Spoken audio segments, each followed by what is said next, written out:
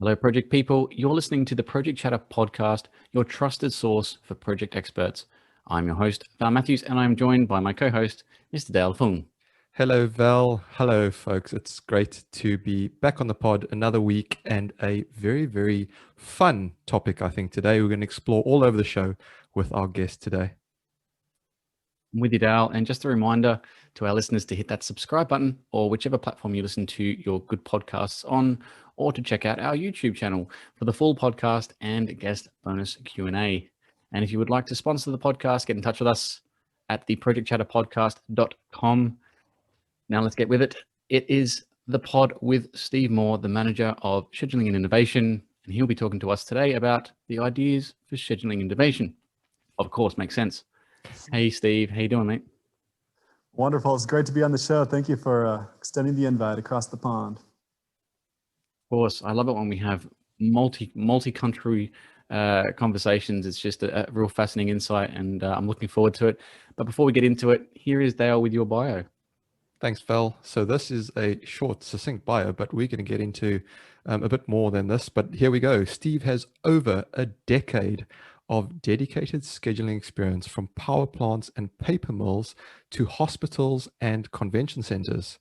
He has managed teams who have planned several $billion of work across the United States. He spends most of his off hours, innovating and creating new tools for the industry. So as Val says, welcome to the pod, Steve. It's great to have you, and all the way from Alabama today, right? Sweet home Alabama. There we Alabama. Go. Backwoods. I've got the whiskey out, so there we go. I think you're our first guest from Alabama too. Is that right, Dale? I think so, yeah. Yeah. Nice. I made the list. If you would have caught me a few months ago, I would have been working in my treehouse office in the backyard. Oh, Nice. Stop it. That's fantastic. I did see a picture of that. So I sort of first came across you, Steve, when you were presenting at the webinar last year through the 4D construction group, and you had a picture of your tree house, and it's amazing views from that. And you built that yourself, didn't you? Yep, I built it. My father-in-law also helped to build the thing. He's a retired doctor that's really bored and loves woodworking, so he helped me build this really elaborate tree house with I have power, internet, microwave, and refrigerator down there. It's a really great setup. Awesome. Sounds like the ideal man cave. But yeah, depends who you are, I guess. If you love nature, it was truly amazing. But the other amazing thing that we picked up from that webinar, and all the others that were on there as well, was the amazing tool innovation that you showcased at the time. And we'll go into exactly what it was, but for me the most astounding thing was how you played this sort of, you took us back in this time capsule as how you developed it and prototyped it and improved on it, and so much so that your kid, I can't remember his age, but young kid could play around with it and sort of time hop through this 4D model.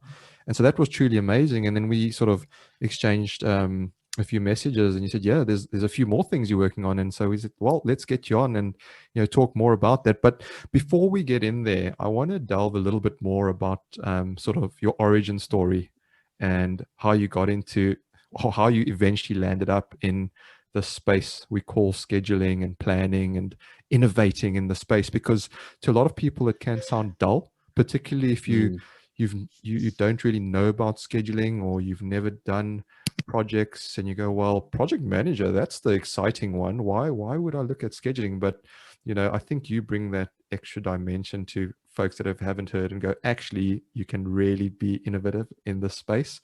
So yeah, just your origin story, if you wouldn't mind. I'll tell you, every scheduler has some interesting story that led him to that direction. There's not too many people that wake up and say, I want to be a scheduler. It's something that usually gets like put upon you. You wind up in that situation somehow. So I graduated with my first degree, not even knowing what I wanted to be when I grew up. And I ended up looking, so it ended up being a Spanish degree. I tried all sorts of different engineering, different disciplines, and couldn't figure it out. But then I said, I better graduate in something and then get a master's in something more useful. So I shopped around for schools, and it wasn't until then that I discovered that construction management was a thing. It was like a subject you could go and study and explore. And I fell absolutely in love with it. And I was that nerd on the front row, answering all the questions and showing up a couple hours early to school and reading and studying. And I got all into it. In fact, I ended up graduating the top of my class at California State Chico, and out of a pretty big program. And it was one of those where you're guaranteed to have 4 or 5 job offers coming out of the school, but it hit right at the time of the recession. And so there's all these companies coming, but they were still laying people off, and they weren't ready to jump into hiring mode just yet. So I ended up graduating with a couple degrees and top of the class with no job. And so I was frantically searching around, but also took the opportunity to get some certifications and all that while I was in the process. But I ended up having an internship opportunity extended to me. And this internship was for a power plant project, and it was minimum wage. And I'd said, you know what, minimum wage is better than not working at all. And so I took the job, and within a couple weeks of being on the job, it was a $360 million power plant. And I don't know what they were thinking, but they said, you're the scheduler. And they put me in on it. It was a fully self-performed project, one that was underperforming, had a lot of issues and problems. But I quickly got to know the owner's reps. So I had a couple full-time experts like looking over my shoulder and critiquing my work as I was stumbling and tripping and learning it. But they were very kind and helpful. And every time I made a mistake, I learned from it. And it got to the point where by the time that project finished, I got several job offers from the people on that project, from former VP that left the company, from the owner's representatives. The owners offered me a job, and I found that it was something I was really well suited for, something I really went into. I started out as an intern on that project and wound up the project controls manager for the job by the end of it. And it's just something I just gravitated towards and absolutely loved ever since. Wow. It's amazing how, as you say, we kind of fall into the space. You were kind of shoved. You didn't fall. People like, get in that hole. There's a hole there. No one else wants to do it. And you just took it and you went, well, okay, I'll make the most of it. And we're so thankful that you did. Okay, so you sort of did really well in the scheduling space, and you as you say, you sort of graduated into the controls manager role and that. And then what sort of spurred you on to sort of start looking for ways to innovate? Was it just something within you that you're always looking to improve? Or was there something you saw and you went, hey, shit, we don't do that particularly well? What was it? Was there something that sparked you? So I found the first portions of my career where you really focus on just learning the tools that were available, just mastering and becoming really good at those. At one point, actually the next company I worked for after this company, I ended up having to fly back and forth to a project every week. And so I'd spend tons of time in the air, just thinking and pondering and trying to come up with ways to improve. And I started just spending my time just taking down notes and finding, what the flaws were, what things could be improved, and starting to build some ideal solutions in my mind. And really started working towards those, at least, on a theoretical basis. But then something kind of hit me as I started to lose some of this hair up top and started to, realize that you only have so many years in your career before it's over. And I thought I'd better just start putting some of this stuff into action. Like, it's never going to happen until I start putting one foot in front of the other and getting out there and doing something about it. So I've grown passionate about things like 4D scheduling and other things that should be a lot more widely adopted than they currently are. Yeah. And I started figuring out, like, what is it that's keeping it from being adopted? You referenced the time machine controller I created earlier. With that, I decided, 4D schedules, they're just too complicated for the masses. They're too cumbersome to navigate. They're too clunky for like an average project manager to pick it up and thumb through it like you would a stack of paper.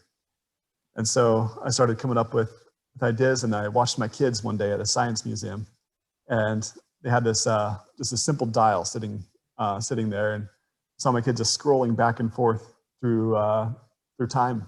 There was like big time lapse videos. They would just be able to so easily and intuitively navigate with no instructions. And I thought, if they can do that, I can do the same with 4D scheduling. And so I just got that desire and that passion to start doing it. And I just said, you know what, I'm going to research it. I didn't know a thing about designing circuit boards. I didn't know anything about designing for injection molding or any of those things. And programming, I had just really, really basic knowledge. I didn't let that stop me. I just figured out, what do I need to know? And just hopped online and did my research, and little by little just studied and worked my brain over pretty hard to step by step evolve it until I came up with a contraption that allowed my 4-year-old son to grab a monstrous 4D model and to navigate it with the ease at which he was able to navigate that simulation at the Science Museum. Yeah, no, that's awesome. The great origin story as well.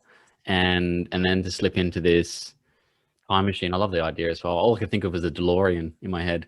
But I love the idea of simple application and usability, because a lot of the time we outsmart ourselves. I used to say this to Dale all the time when we used to work together. We'll come up with a really good idea, but it'll only be project controls people that'll understand it. And then we can't figure out, why isn't anyone using this? This is fantastic. This is what they need. But for them, like you said, if it's anything harder than shifting through paper, or if it's too deviated from, let's call it the standard practice of project management, it's going to be in the too hard basket. So I like your concept, and I think you're really original in this space, because not a lot of people are thinking, how do I get the user experience to be less of a barrier? And I just wanted to know, so obviously there's 4D planning, which is what you're talking about with this time machine. Maybe just for some of the listeners who, again, might be stacking papers, who are new to 4D, what's your definition of 4D? So for me, 4D is, the fourth dimension, being time. So you take a 3D model and apply the element of time to it, linking activities and tasks to elements of the model, animating them in various ways. It can be pretty simple as I've seen people even just create PDF documents that show the step-by-step Lego instructions of building a building, up to really elaborate high definition, highly rendered videos, to more interactive experiences where you actually either in VR or within the model and able to like put your hands on it and navigate space and time. Yeah, and that's really exciting. There's some pretty interesting tech out there, probably more in the art world, where you're literally in this extra dimensional space and you can create all around you. And I kind of see that's where projects are going to go at some point. But what's the critical mass? What do we need to do? What's the one thing we need to do to get projects on board with this time machine type philosophy? So it's funny, 4D scheduling, the concept has been around for, I think, a good 25 years now. Yeah. And you would have thought it would catch fire pretty quickly. But there's also that thought that it's so unapproachable, that it's so, you need to have like a dedicated expert to be able to do it.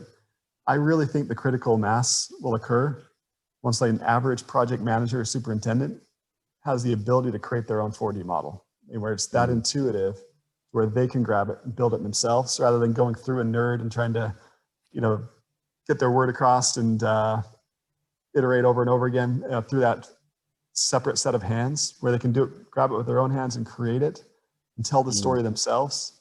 I mean, you find tremendous value out of that. So I've been, working with teams quite a bit, and they had to work through me to create their vision and to get it out there. But once that vision is created, they absolutely love being able to easily share with their trade partners, with owners, with everyone involved in the project, and share that same vision. It's just getting it from their mind into a computer as soon as that becomes easier. And I've got a few things in the works to try to improve that. Yeah, brilliant. I think from my perspective, at least, there was two barriers when I always talked about model-based planning, or 4D, and visual management or visual editing, if you want.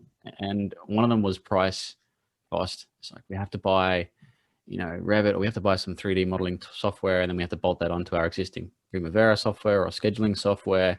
And so the stack was pretty difficult for them to get their heads around. And then you'd go out and say, well, then we've got 100 project managers. We would have to train them in 4D. And that was another barrier to entry. And then the client wasn't sure. This is probably the third one. The client wasn't really sure whether they wanted it or not, because the benefits realization of 4D wasn't quite there. Has something changed? Are those barriers to entries lower now? So I feel that they are getting lower. There's many more competing products than there once were. I've seen at least a dozen different software solutions some even going to the extent of using AI and machine learning to really automate the process. So I feel like there's a few more cycles needed to refine and improve those. One big push that I'm seeing I think is going to help push it over the top is taking these technologies web-based. Whereas currently most software requires you to install some big heavy application, and then to share that, it's just a monstrous file that you have to hand off. But we've been seeing some web-based visualization technologies like Forge and others that are really make large models something you can just grab on an average web browser. You don't look at an average project manager and see a big old beefy Alienware computer under their desk. Usually it's just some slim laptop or an iPad. And I'm actually working with a group right now on creating a web-based 4D viewer where I can just hand you a link. You can click on that link and then you're instantly in a very intuitive 4D model that you can navigate at the project. Just making it that easy to hand off. Even with a product like Fuser, the viewers, but you have to install that 700 megabyte exe just to view it and read all the instructions and figure it out. Synchro has a free viewer, which it's getting more complex and cumbersome. It has hundreds of buttons and levers and switches on it, but it needs to get to the point where you can just send a link and someone can just grab it and intuitively just handle it. Yeah, it needs. I mean, maybe Microsoft are doing something, but Microsoft seem to be that when something trends, they jump on really quickly, and they've obviously realized that getting rid of Microsoft projects, and that wasn't a good idea, but moving it to the cloud was a great idea. And I'm glad you mentioned web-based, because I think that is a barrier to entry, is having heavy systems and tools in your software and then stuck in a desktop. But this freedom of collaboration, and I wonder, are there any open source tools? You mentioned some there, but is there any open source tools where someone wants to have a play in the 4D space they can? So far, open source. By that you mean like free products that they can just grab and use, or white labeled software, or? Yeah, just completely free. For a small project, let's say. I mean, there's always a cap on free, but if it was me and I was trying to understand the audience, and the audience's barrier to entry was the fact that they didn't have the training, the education, then an open source product would change that. Because people then could start playing around. Maybe there's some tutorials. Just thinking innovatively about scheduling. If we had access to it, a lot of project management software and scheduling software is free up to a point, and that's because they want people to try it before they buy, because it is a difficult thing to get your head around. That's a good point. With a lot of construction software, I don't want to make insult the industry, but we're like literally about 20 years behind other industries when it comes to our UI, our licensing models and all those things. It's just we're kind of like in a headlock with some of these major companies that just kind of force us to take it their way or the highway. We'll take, for example, Primavera. I'm going to get in a lot of trouble with a lot of these comments, but not here. You won't. You look at you look at from the days of P3 and then to the days where they acquired there's an Eagle software that became P6, all that. There really haven't been any big fundamental changes to the UI or anything. Like you look at it year after year, and it's just really minor changes, and it's not evolving at the pace that other industries and other pieces of software are evolving. You start to look at a lot of these startup software firms that are more general to just project management, not just construction, in other areas, and they're really starting to get more intuitive, more flashy, more fast and easy to use, but they still don't have a lot of the volume to be able to handle like really large projects and data sets. But yeah, I'm thinking open source wise, I can't think of anything offhand. I'm sure. Yeah, that's comments have something in mind. I mean, I'm actually, we plant the seed, don't we, Steve? We'll just plant the seed to all the listeners out there that are mad geniuses like Steve, who've got a treehouse that they can go away and isolate themselves during the winter and come up with some open source 4D model-based planning that anyone could pick up. Would that be fantastic, wouldn't it, Steve? Would be. I will say this. If you go to, I'm going to put a plug in here, concourse.tools, concourse.tools, the website. This is a new 2D viewer that I'm currently working on. But if you scroll to the very bottom of it, there's also a revolutionary schedule viewer concept that I'm working on with a really good team in Colombia and Canada. And I'm not sure if I put in there the example of the 4D viewer that goes with that, but we're hoping within the next few months to have a prototype that anyone can jump in and test and try and feel this 4D viewer that we've been developing and working on. And yeah, sounds good. Exciting We should stuff hook you on up. There's some people we'd love to hook you up with. I think Dan Patterson, and I even might have a chat with Michael Lepage as well about how we can play nicely with P6. I think there's got to be a way to ring fence some of the ordinary parts of it and maybe have a vanilla skin, a new skin that goes on top. Sometimes it's just good to have a good engine, and P6 is still a good engine, but it's certainly not good to look at. It's So interesting you bring up Dan Patterson. I've known him from conferences and things, and his recent products, that new schedule, I forget the name of that schedule tool. Basis. So I was actually working with some of the people at Innate. They've been really working to build the whole gamut of project management, and I was talking with all their different tools and departments, and they were just bending over backwards to integrate with P6. So they built all these other robust tools that handle all the other solutions, but then they're just completely breaking their system just to make it work well with P6 and formatting the data in such a way. It just like was the one odd link in the chain. And so I actually recommended to them, you should get your own engine, and that way you can have all your tools integrate within themselves, and then you can have integrations with P6 or other outside software, but bend over backwards and build your whole product around this really dated technology. And it's a really big shift, isn't it? They look at Basis, and then a couple months later, I was talking with them. They said, "Actually, we just acquired them." So I'm like, "Oh." That's fantastic. But it's hard. I mean, most of the time, P6, you got two major problems. You've got the group licenses seem to lock in major companies, probably more construction, multinational, big companies that go, well, we want one tool to do all the projects, and then you train everybody up in one singular software. Now, when you go out and you look out for planning roles, a lot of them say P6 experience. And so it's kind of perpetuated by the industry.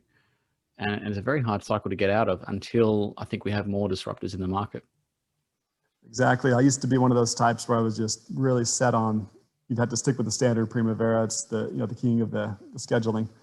And, the more I've been distancing myself and trying other solutions and tools, I've realized, you can accomplish the same things with other tools. And in fact, you can get a lot more adoption from other tools. There's, some, I'm so bad at the names of some of these, but there's some other tools that are really just like Deltex tools and those that are just gaining traction really quickly. One of the big barriers I've seen is that a lot of the specifications, really strongly recommend, Primavera, or sometimes they name it out, but sometimes they just make it just so blatant that you just have to use that same software to produce the same results that people are used to. A lot of these specs have been copy and pasted for, decades. It's just the same old spec. And sometimes I've even seen projects within the last few years that still like spec P3. Just people don't know any better. They don't know what they want. They don't know what they need. They're just like, okay, it looks like, let's just put this, the scheduling spec in here that everyone else uses because that must be good. Because there's not a lot of really strong experts. It's one of those, it's kind of like a voodoo science. Scheduling is where you get these, you just trust these really nerdy schedulers to do their job, but the project managers, the construction managers, all these different roles, they don't get their heads fully into it and realize, what it can do or what they should want and need. Yeah, no, valid points. And it's interesting because, we've had Dan on the pod a couple of times, or at least once, and we got Nate from Innate as well. And Michael Lepage has been on a few times, and we discussed these various scheduling tools. And, there is a lot out there. And as you say, I think it's just awareness, of what do I use next? What is beyond Primavera? Maybe that's a podcast. What's beyond Primavera? because, and maybe I think Val, you mentioned it before, is, what is perhaps the Apple to the Microsoft, if you will, type thing. What's the disruptor? But just on your link, we'll add that to the show notes as well, just so folks know where to go. The concourse.tools link as well. Just if anyone wants to go and check that out, please do. But I want to delve into some of these tools, Steve, that you developed or developing. But let's start off with your time machine one, because I thought it was a fantastic tool. Do you have any sort of real life examples of where you've developed this and now it's actually being used, but not just being used as a gimmick, but being used to add value to a project? So interesting thing, it's actually took off more outside the US than inside. Wow. And I had the original time machine was a corded device, big old clunky device, and I actually still run into people that have them and use them. I will say it hasn't, created a big revolution like I was hoping it would. But I ended up actually creating a part 2 to the time machine. I made a wireless Bluetooth version of it. It was more handheld in the presenter style format that you could just grab and navigate on the screen. So I'm an innovator and creator, but I'm also a scheduling manager. Yeah. And I go around to various projects, and I've had project managers, or usually superintendents. I like to have them lead their own 4D meetings rather than having the scheduling nerd get up there and put everyone to sleep. Get the person who's actually leading the project to hold the time machine up there and to be able to navigate and and run the meeting themselves without a nerd intermediary between them. So we've had a couple of projects at my company where we've been able to make that connection where everyone's gathered in the room and you're able to have them running their own meeting without the scheduler having to click all the buttons and levers and switches for them. It's been a lot of good with that. Had other projects where the owner's been able to more easily navigate the model and get a lot more use out of it. You put all this effort into creating a 4D model, but then a lot of times you just end up turning it into a video, and that video gets watched once or twice, then it's expired, it's old data, and then it grows dust and mold.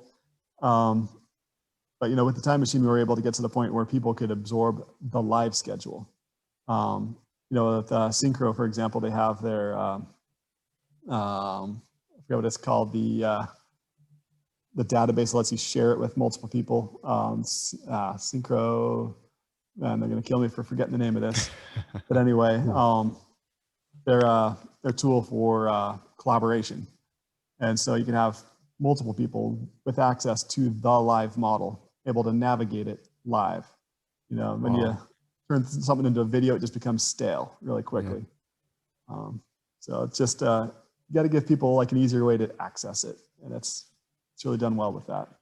Yeah, that's interesting. And I mean, we'll go into some of the others that you're developing or working on or have developed. But just if we stick with that one for now, I just thought, do we have the technology to also, once we allowed to be back in the physical office, to have perhaps a hologram of the 3D model, and you can sort of walk around it and spin it around, Yes, and avatar. Rather than just on a screen? Are we there yet, or is it being developed? So I'll say when I was at Amsterdam at a Synchro hackathon, it was in the early days of the HoloLens and Synchro, that partnership there. And I was able to convince a couple strong developers and strong team members to join my team to create a multi-user experience for the HoloLens. And so, with the HoloLens, it feels like there's that holograph there. The field of view is still pretty small. But I love that there's a lot of big players, working on some really strong AR tools. There's the rumors of Apple with their AR and VR gear. There's, some other like really big names getting into that sphere, and that's kind of exciting to see that happen. And then, Microsoft, of course, they're not slowing down their development of HoloLens either, and other devices. And so I see that growing more and more. But yeah, for that holographic experience, like I'm really seeing that going more towards, AR headsets. Yeah. And eventually glasses. But yeah, it's still one of those barriers where everyone has to have that hardware on to see it. And there's some good value and it's more intuitive, but once it's all set up. Yeah. I think you mentioned before, it's the critical mass, right? It's how do you, I guess one part of it is the cost, the logistics of, and then the training of everyone to use the technology.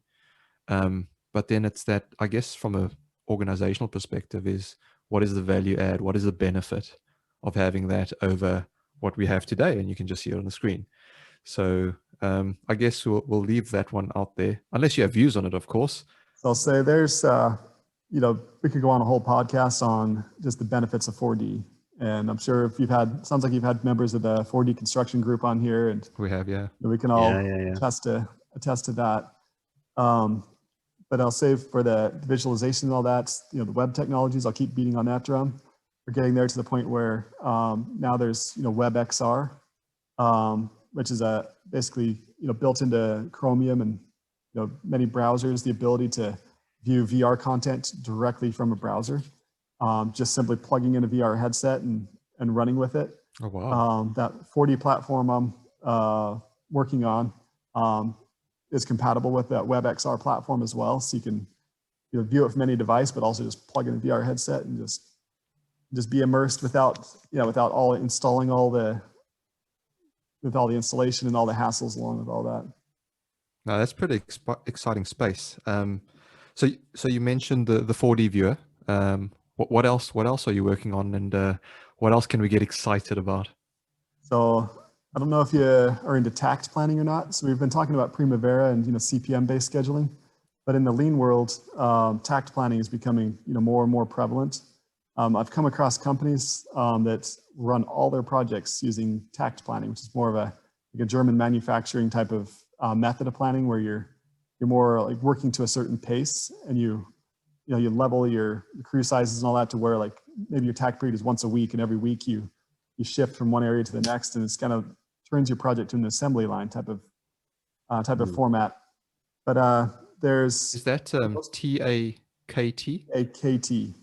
Okay. And so most of these tact plans are built in Excel spreadsheets. People will just, you know, build those spreadsheets and color them up, and it's kind of a little bit of a painful process to build them. But it's a really simple and effective planning method, but we're still using archaic tools on it.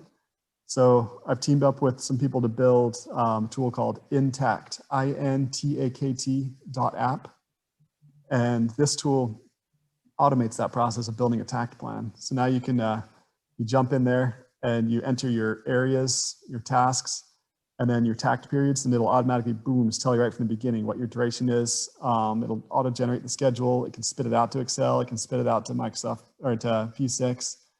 But then the other kicker that we throw on there is the ability to tie it to the drawings as well. Oh, wow. And so now you can see you're just getting so much more value out of that tact plan. It's web-based, of course, like all the tools I like to build, where everyone on the project has instant access to the tact plan, but they can just scroll through and just see where their crews are going to be at any given point in time in the future.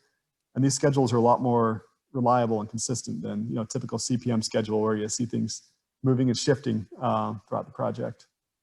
No, that's fascinating. Sorry, go ahead. Sorry, just to jump in there. Are they design based, or does that include as built? You know, as you build, somehow markups and red lines get back into the model? So the Intact is same with a 2D design, but or it gives you that 2D view. People still like that simplistic view at it. We could tie it to a 3D model, but so it builds the plan, but then it also has tracking features in it as well that let you put in the progress as you're going along. But we've just completely rethought it. So I've got software designer that's just outside the construction industry, and I've got developers that have a background of building technology for the video gaming or for the film industry, and people that just have a totally different perspective.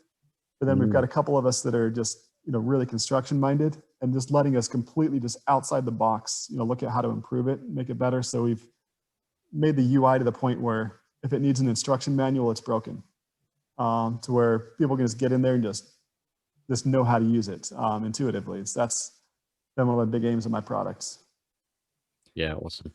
Can we sort of delve into tact a little bit, just for those that haven't heard, and I haven't heard of it before.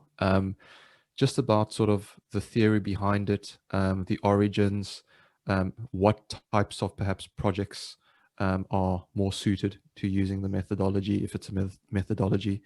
And just so those that, like I say, that are hearing it for the first time, perhaps go, oh, okay, perhaps I can use this on my project.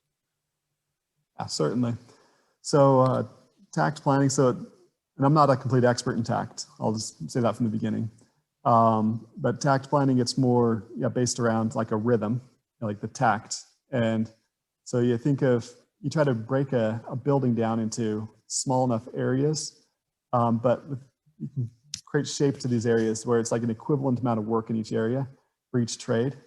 And so you kind of sit down and negotiate with the trades to figure out like how much mechanical work is in this room, how much electrical room, how much, framing in that, and try to break it into these chunked up units of time. It works really well on projects that are really have a lot of repetitive work or similar work going through them. So multi-story buildings, linear work, things along those lines that where you see the same work items occurring but in different areas over and over again. And you start to set up, like some people even equate it to like a train running along the tracks. You have the engine and the different carts behind it representing the different trades. The beauty of a tact plan is you can break into small enough areas where each trade will have that space to themselves completely for their period of time. So like the HVAC contractor will have a full week in this one given area. That's about the right amount of work for them. Then they move on to the next area and have that whole space to themselves. And meanwhile, the other trades are following behind. But at the end of each week, the show must go on. And you just continue to shift your crews around the building.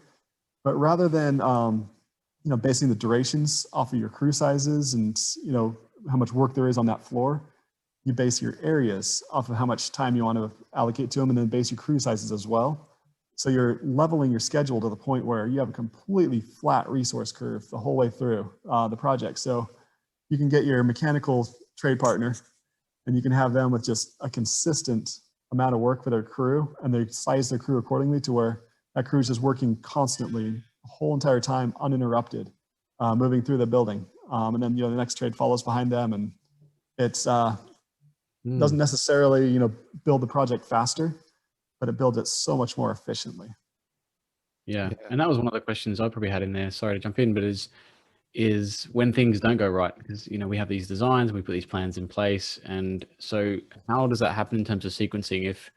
And this is interesting because resourcing on projects especially big projects, is difficult, and the software doesn't really help unless you've got really good estimates. But there's always the element of rework, or something happens on site that means that sequence or that flow is disrupted.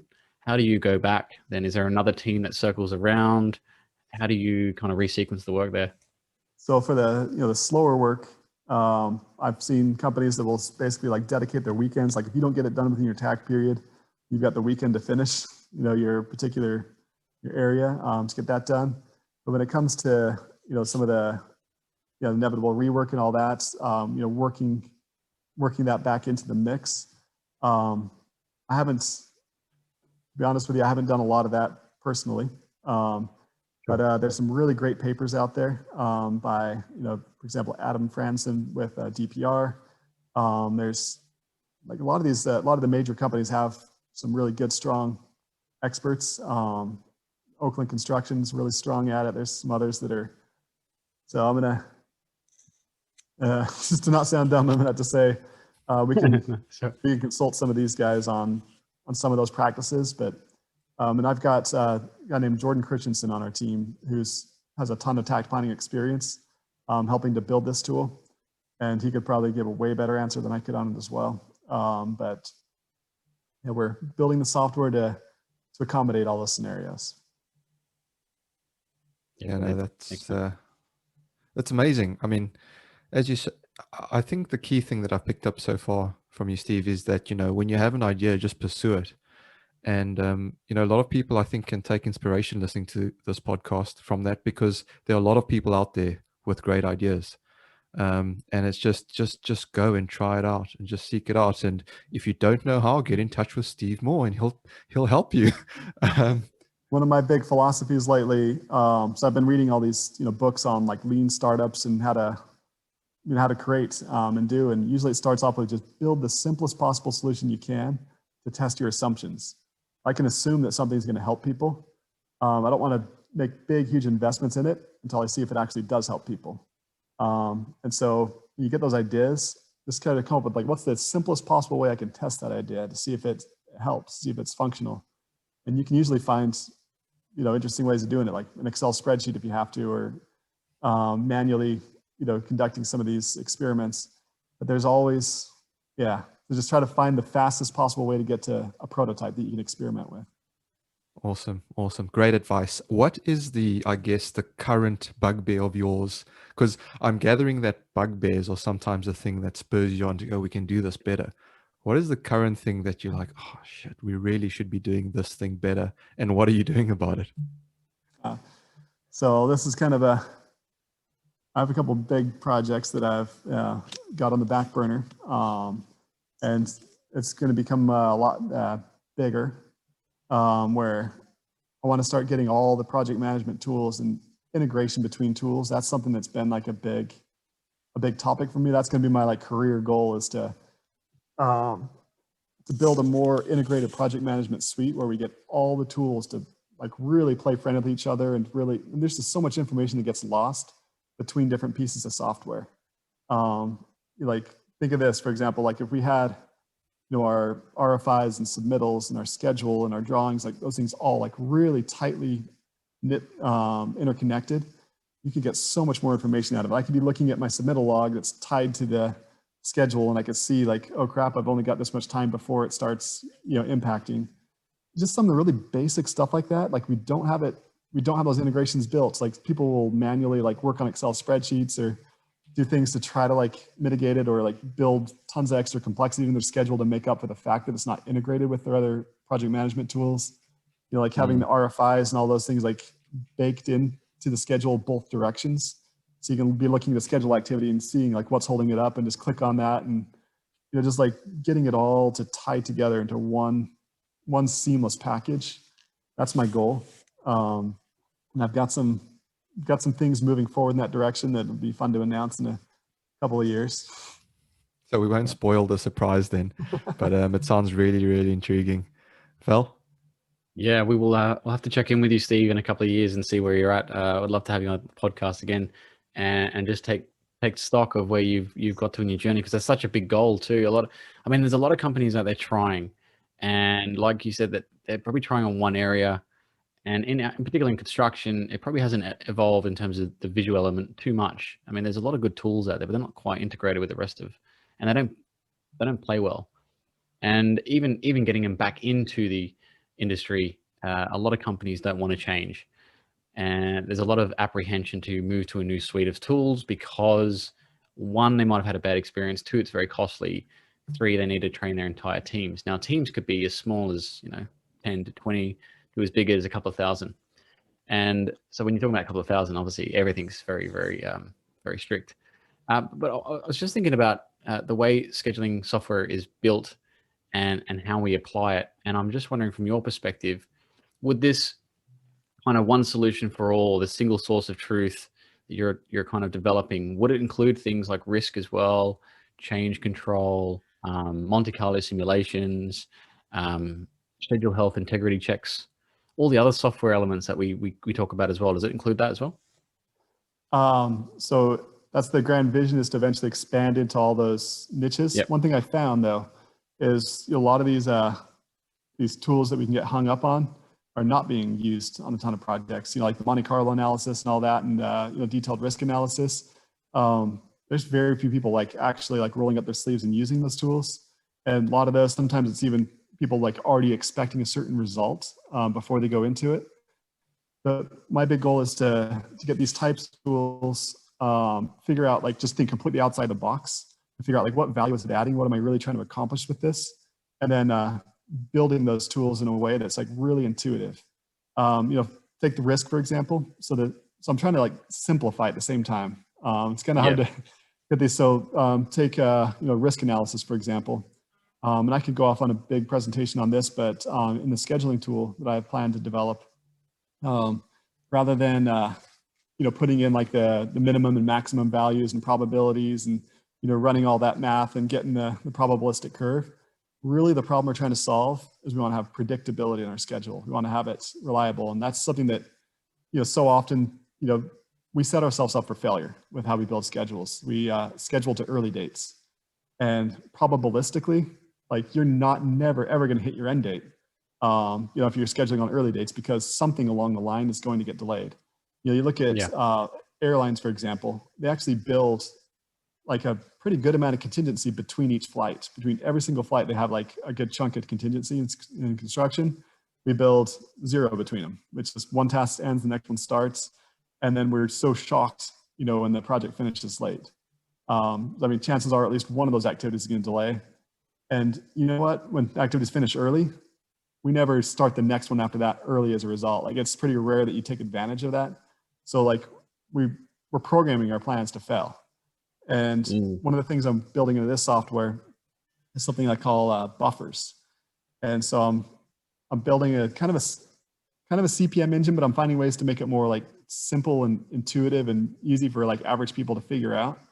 But one of the features is I can get the durations on certain tasks and kind of artificially increase the end dates, or build like what I call a buffer period around the activity. So I'm probably getting kind of confusing here, but I look at a schedule of like thousands of line items. There's the critical path, that has 0 float on it. It's like really just has to happen that way or else the whole job's going late. But there's so many subpaths, and some of these subpaths can have like large amounts of float on them, but all the tasks are being sucked to the left. And so you see this big old huge list of tasks that should be worked on, and you're hopefully going to prioritize the more critical ones, if you have too much work going on, and you're going to work on those, but then those less critical tasks are going to get delayed over and over again. And that's normal. That's a normal practice we have, unless you go through a big process of trying to level your schedule, which even now you have to kind of really artificially level your schedule by building some crew logic and some fake logic and all that. So with these buffer periods, I'd get these less critical paths and add more buffer around each of those, like the airlines would do for their flights, and then let the trades shift their tasks around within those buffers. And I guess another example is you think of cars going onto an on-ramp on a freeway. Kind of a recent innovation there is now we have these metering systems. You ever see those where it has like the green light that goes off every little bit to tell cars to come on at a certain pace? Fill in those gaps rather than like sending all these slower cars onto the freeway that are going to slow down traffic and cause all these issues. It's been proven that by letting the cars on at a controlled pace, one after another, dripping it in there like an IV, you get a whole lot more efficient flow.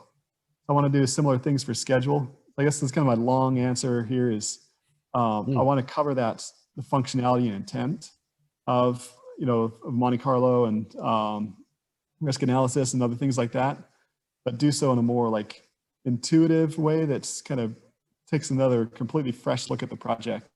I want to make claims analysis a whole lot simpler than it currently is. Right now, it's a big mess. I mean, being a forensic scheduling analyst, it's really lucrative, but it's a pain. Like I hate it. But I've got some ideas and methods that allow you to, with this new tool, allow like average people to not have to hire an attorney and hire all these experts to be able to do their forensic claims analysis, to where they can just turn the delays on and off, and see the effects, come in and out, where they can basically turn a dial and see how the schedule has evolved, like through all the different baseline schedules, and more like an animated visual way of seeing it. So I'm just trying to make it so much more accessible to the point where you don't need all these crazy specialists like me to make a project successful. Just if I can jump in there quickly, Val, I think people listening going, oh, you can save me attorney fees. Amazing. I'm listening. Everyone's just perked up right now. But I just wanted to be a little bit provocative or put on the devil's advocate to your point about scheduling early. And what do you say to the project managers that go, well, actually, we need to do that to drive delivery. We need to hold people to earlier dates. What do you say to that? Because I've come across this so often where we go, well, it's your schedule is not realistic. And they go, well, that is the schedule I want to stick to and hold people to. But yet no one's bought into it because it's not their schedule, and they go, it's impossible. How do we get away from that? So people, no matter if you have that project manager that's going to hold their feet to the fire, no matter what we're going to do this, it becomes to the point where people will realize he wants everything and I can't give him everything. And they're just going to start to get used to that personality, and then they'll become numb to it. And it's just going to be like, like if everything's the highest priority, and all of a sudden everything becomes equal priority. So with that thought, we have, sorry, my mind's still on medications here.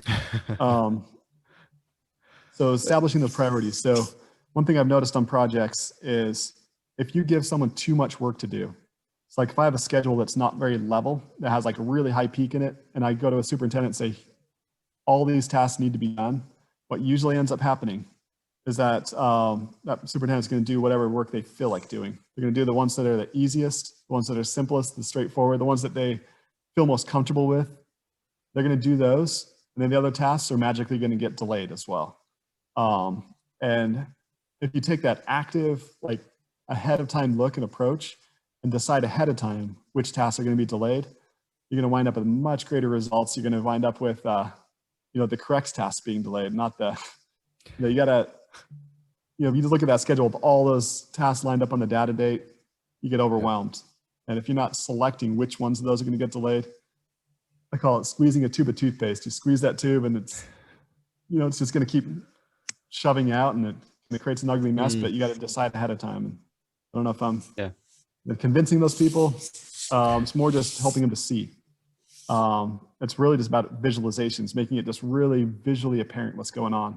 You hand someone like a 5,000 line item schedule, they're going to flip through a few pages and they're going to get overwhelmed and they're going to throw the rest away. But if you create a system, if you look at that at the bottom of that Concourse website, that schedule viewer, it lets you see a monstrous schedule, but really intuitively. Once you get to that point where you can really see it and understand it and visualize it, that makes the project management better and helps everyone understand better and buys people in a lot better. I'd like to respond, Dale, as well, if I could. I'll jump in with you, Steve. So one of the things that I think is driving there's probably three. One of them is also, and it goes back to your point around how we deliver schedules, and you talked about forensics and the contract structuring is a problem as well. I think contracts and how we sign into agreements with clients also affects how we plan the projects, and sometimes they don't play nice, and we've kind of incentivized them the wrong way. And it almost sets the culture and the speed in which we do things, or the way in which deliver or sequence works. So if you think about early dates, well, someone's incentivized it. The project manager, if he could, I'm sure would want to lay that out in the most accurate way possible, with the specialist providing those estimates. But if the contract's dictating or mandating that they provide or are incentivized for finishing early, this is something that happens on a lot of contracts, that can be detrimental, because it changes the behavior in which the project manager delivers the schedule, but also how they report on the schedule. Are we late? No, everything's fine. And we've seen a number of projects where no one finds out until 2-3 years later, and then it's all in the media, and the project's blown out $1 billion, and that happens a lot. It's not just a localized in one country. It's like across the world. And if you believe in any of the statistics in terms of project success, when we're not getting better. So I feel like 4D and visual management and this approach to having a model-based plan and what you said around intact app, that sounded really interesting to me, like sequencing the events. But we have to get around this contract element, and just those two other points around for the early start, Dale. It's got to be around the culture and behavior. So it starts with the top, that executive sponsorship, and understanding that you cannot do everything all at once. As much as it would be fun to do, is walk in one office and then say, yep, everything will be done by tomorrow, which project managers have been pushed into a corner and said, yeah, we can do it, but it doesn't mean we can, because they're not always the experts, especially on technical projects and complex construction projects. I hate that schedules have become very weaponized. Like for a lot of project managers, it's more just the defense or the sword that they're using. Schedules have also become very divided as well. So I've seen projects maintaining like the schedule they put on for show. Not my current company, I'll say that. But the schedule you put on for show. And then there's the schedule that they're really building to in the background. And then our schedules are also fragmented too. We have the master schedule, then we have the look ahead schedule, and they're all broken into different separate schedules that often don't agree with each other. And my goal is to fuse all those together into one seamless, intuitive plan that everybody can agree to and be a part of. I love your vision, Steve. You're 100% right. Before I went into consulting, I think pretty much every program I worked on, they had a client's view and then the real view. And the challenge is that we need them to be the one and the same. And that's a big evolution. I don't know how we've solved that. Maybe we can have a few more whiskeys and sit together in the treehouse, Steve, and postulate. But I'll basically hand over to Dale now. That's a really good segue. That is, it is. On your treehouse, I was intrigued. Did you use 4D modeling? No, ironically, no. It's funny. I ended up designing it in 2D. So I normally do 3D model everything I do. So like I just built a new innovation lab at my office, and 3D modeled that and put some high rings out of it. But treehouse, I ended up going all old school. Nice. Nice. Steve, this brings us to an exciting part of the podcast. It's our feature of the podcast, and it's a bit of fun. And this is called Defend the Indefensible. And it's basically a feature where we put our guest through a challenge. We sort of state a statement that is indefensible, and you have 30 seconds to defend it. If you're up for that, I want to welcome Martin onto the pod to take you through it. Are you willing, Hey, Steve? Martin. I'm looking forward to it. I love to defend those who can't defend themselves. Martin, over to you. Great. Yeah, as Dale said, it's a bit of fun where you just defend a ridiculous statement for 30 seconds. So yeah, if you're keen, let's make a start. Okay, Steve, you have 30 seconds to defend the following statement.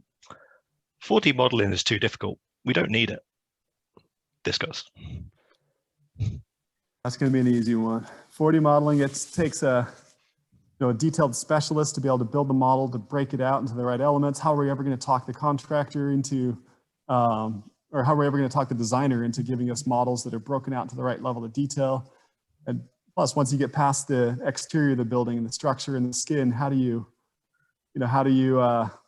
even show that detail of what happens inside? It's more just a pretty video that you use to win projects, and it doesn't do any good for actually building the project, putting it together. Brilliant. Thanks a lot. That didn't actually sound too painful compared to some of the previous ones, actually. That was great. Very good. Yeah, thanks a lot. You've obviously heard plenty of these excuses, Steve, so you could literally pick them up verbatim and just, sort of repeat them. Kept it going for a little while. And while you're there, why didn't you tell us, what do you say to that? Because you might get that a lot, right? So what's your rebuttal to the standard, status quo? The first thing in my mind is, like, I'd rather make the mistakes in the virtual world than in the real world. So I found many projects. Ooh, good one. I'd probably just bring up examples from past projects. That seems to help quite a bit, and that's what's helped adoption at our company. Is we found many flaws in the plan in the 4D model that we didn't have to make in reality. We've saved months on some projects on the critical path. We've saved some very, come up with some much greater sequences. We've achieved much better communication with our clients and owners. And really, if you're going to throw all the excuses in the book and not doing a 4D model, you can get some outside resources, consultants, to build you a model pretty quickly and inexpensively, to the point where there's no excuses anymore. Even if you're going to give up completely and not bother, you can still hire a third party to build them pretty quickly and easily for you. Yeah. And just one more from me. I love futuristic, and I like the idea, Steve, whether you implied it or inferred it or not, around, a lot of companies out there are trying to do what are called continuous improvement, CI. And what you're doing is more around first principles. You're breaking it down to the components and saying, what are we trying to achieve? Looking what's out there, and then coming in with a brand new, fresh perspective, bringing in people from the gaming world. That is so cool. I've always thought about in my head, I haven't really said it out loud, I am a geek. But gamifying project management, gamifying how we construct and deliver will get young people as well into the construction industry, and they will provide the fresh ideas. We always think that it's incumbent on the people with the most experience to bring the ideas, but we know that's not true, especially in the digital world. These kids are coming out with some incredible experience, skill sets, ideas, and they're just innately far better integrated and far faster paced with technology. Wouldn't you agree? Yes, I'd say the most valuable when I'm building software and tools, and there's some other tools I'm building too, we can talk about some other time, but when we're building these things, the most valuable feedback I get is from people that are seeing it for the first time. Once they've seen it and gotten used to it, then their feedback just becomes, biased. And so, yeah, for me, that's the ultimate. Like speaking of 4D models, one time we had a brand new intern come to the office, and I just threw up a $300 million project in front of him in 4D, and actually gave him a time machine to go through it. And he was able to, without ever being on the project, he was able to go through that 4D model and find 3 or 4 flaws in their schedule. Wow. Just from seeing it just offhand, seeing that floating slab out middle of nowhere. Oh, that's not going to work, And, that's really exciting. That kind of those kind of conversations, those stories are really exciting. I think everyone should be interested in getting construction management. And I will leave you with an idea, because I am a futurist. I talked to Dale about this. I always thought about the idea, maybe not Alexa, but voice activated meeting rooms with some type of machine learning. Wouldn't it be great if it was a voice prompted system that took you through the decomposition of scope, or, building your work breakdown structure, or elements for design, or capturing that information. I mean, I think voice is kind of catching on everywhere else, but we're not using it in any of our project management meetings. Is that something you got tucked away in the treehouse? So I've not thought of that before, using a voice to walk them through. So I've always thought about, using other solutions that kind of guide them through, and trying to make it intuitive. But you got some gears turning. So every time I hear an idea like that, I store it away, put it in my toolbox, and then sometimes they come out at different moments and in unexpected ways and different products. So I will keep You're that in welcome, mind. Steve. You are welcome. I would love to be involved and be a fly on the wall, because you're doing some great stuff. I just love sharing ideas, and I'm so happy that podcast allows us to talk to experts like yourself and throw around these ideas and whiteboarding. And that's what it's all about, is sharing ideas and spreading and getting people that are smart in these fields together. So if you need anything from us, let us know. Love it. Thank you so much for having me on the show. I really enjoyed this. It's been brilliant. It has been absolute fun. And as we head into the end of the pod, Steve, were there any final thoughts you wanted to leave the listeners with? I'd just say, don't be afraid to go out there and try it. So I know everyone listening right now, I'm sure each one of you has an idea, something you've thought about for a long time that you've considered. But guess what? You really can. You can take the steps in that direction. You can test out your ideas. You can at least start by, vocalizing them, by putting them onto paper, by designing them and writing them out. You can, and you do have great ideas. Go for it. You're getting old like I am, so may as well start now. Great advice. And we do thank you, because, you mentioned just recently you crushed your foot and you're on pain meds. So we do really appreciate you spending some time with us. Val, any final thoughts from yourself?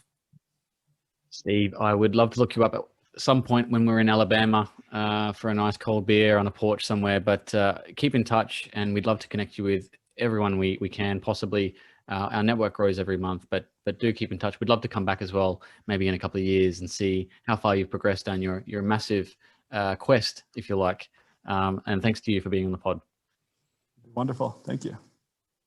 Steve, just one more thing before we go. We have a pop quiz called Tenor, which is 10 questions and answers. Are you up for that? Let's do it. Let's do it. For this, I'll hand back to Martin to take you through it. Okay, Steve, yeah, this is a quick fire quiz, 10 punchy questions, all about yourself. So specialist subject, hopefully. So yeah, if you're keen, let's make a start. Sounds good. Okay, number one, what's your morning routine? So after the broken foot, it's more roll out of bed and get myself over to the couch and plop down and fire up the laptop. Brilliant. Number 2, how do you usually plan out your day? So I actually, in Outlook, I've added a couple of custom fields where I have a list of all the tasks that I've flagged and other tasks I add to the list. Every time I think of something, I type it on there. I wake up and I actually rank them in order. So I have like a numeric order of like most important to least important. And then I look at the list and decide which things am I doing today. And I put a blue box next to each one of those and then check those off the list as I go. Wow. Very logical. Great. Number 3, how do you deal with stress? So I'm a big rock climber, and this is something that's changed me over the last few years. I took some special training on like how to take big falls. It didn't help me any on my 50-foot fall I took and shattered my foot on, but it's been life-changing. That they taught me when you fall, actually breathe out. You know, there's nothing you can do about the fact you're falling, but you can focus on where you're going to land and all that. And so lately, I guess every time I get stressed, I just instantly just breathe out, relax, and you know, the more relaxed you can be, the better you can perform under stress. And so I've really learned. I could do a whole chapter on my stress reduction techniques I've learned recently. Brilliant. Yeah. Okay, number 4, what's your favorite book? It's always like one of the most recent ones I've read. The Lean Startup is one that I've recently read that's been really good and helpful to helping me to figure out best approach for moving forward. But I've read many other great books that I could list them sometime for you. Oh, brilliant. Thanks. Next, number 5, who is your hero and why? So there's a lot of great people out there, and I don't want to be controversial and all that, but I really like Elon Musk. I follow the fact he just gets out there and just does it. It doesn't matter who speaks negative to his ideas and that, but he's just willing to go out and try and do, and I love that example. Music to Val's ears, that one. Great. Number 6, what's your favorite sound? Favorite sound? I guess my kids laughing, and they're really just like happy and having fun. We got 4 kids. Oh, that's really nice. That's really cute. Great. Number 7, what's the biggest mistake you've made on a project? I'd say one time in my industrial days, I was on a remote call, and I really offended the owner to the point where they stood up and left, even though they were remotely participating. They were like really tearing our superintendents apart, and I was like defending them, like, nope, you're not going to do that on my watch. And they stood up and walked out. Wow. And you still let's tell the story. I Great. could have handled it much better. Great. Number 8, what would you tell your 10-year-old self? Tell them, figure out what you're passionate about. I wish I would have found out earlier in life and taken that, just realize that you can do anything. Just a matter of what's important to you and just figuring out what that important thing is. Lots of nods there. Great answer. Almost there. Number 9, what profession other than your own would you like to have attempted? So it's funny, I always wanted to be an inventor, and I'm a scheduler, but I've been able to actually turn my career into that career I wanted. It's been really great that they've allowed me to do that, to take my passions or what I would have done and actually bring them to what I am doing now. And I'd invite anyone else to do that as well. Like if there's something else you're passionate about, find a way to bring that to your job. Brilliant. Okay, last one. If you had $1 million to spend in a day, what would you spend it on? Oh, that's a tough one. Happiness. Yeah. Yeah, I'd be one of those boring guys that just like pay off my mortgage or whatever. No mad parties on them. And I'd maybe a lake house and a boat. There we go. Nice. Very good. Thanks a lot for that. That was really good. Enjoyed that. Excellent, brilliant, and some wise words there as well. So Steve, again, as Val was saying, thank you so much. You've been a great sport. This has been such a fun pod, and we are going to keep a lookout as to what you are doing in the future. And we definitely want to have you back on the pod to discuss what you've been doing and explore some more. So appreciate your time. Folks, that is all we have time for on this episode, but it doesn't have to stop here. Support our charities and access blogs at projectchatterpodcast.com. Don't forget to hit subscribe on our YouTube channel and your podcast player so you don't miss the next one. A massive thank you to Steve Moore for today, and thank you all for listening. Till next time, we say stay safe, be disruptive, and have fun doing it. From me, Val, and Martin, it's bye for now.